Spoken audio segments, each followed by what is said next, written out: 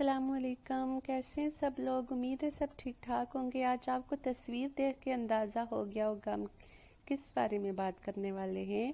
جی میں آپ کو آم کے بارے میں بتانے لگی ہوں کہ آم بہت زبردست پھل ہے جس کے بہت سارے فائدے ہیں۔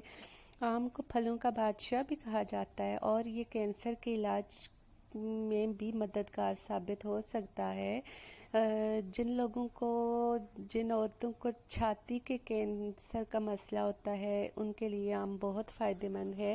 اس کے علاوہ اگر جس بندے کا ہاضمہ ٹھیک نہیں ہے، جن لوگوں کو خوراک ہضم نہیں ہوتی، تو وہ آم کھائیں۔ اس میں فائبر پایا جاتا ہے جو آنتوں کی صفائی کے کام آتا ہے، ان کے لیے بہت فائدہ مند ہے۔ اس کے علاوہ آم سے جلد کا علاج بھی کیا جاتا ہے۔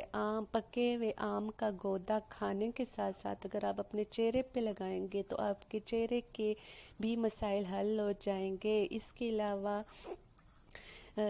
آم جسم میں بیماریوں کے خلاف لڑنے کی طاقت پیدا کرتا ہے اور گلوکوز کی مقدار کو کنٹرول کر کے یہ شوگر کو بھی نارمل کرتا ہے۔ ہوتا تو یہ میٹھا ہے لیکن یہ شوگر لیول کو کنٹرول کر سکتا ہے۔ اور آم کمزور ہڈیوں کے علاج کے لیے بھی بہت مؤثر ہے کیونکہ اس میں کیلشیم پایا جاتا ہے جو ہڈیوں کے لیے بہت زبردست ہوتا ہے۔ اور اس کے علاوہ آج کل خوبصورت نظر آنے کے لیے لوگ آم کا پیک بنا کر بھی استعمال کرتے ہیں۔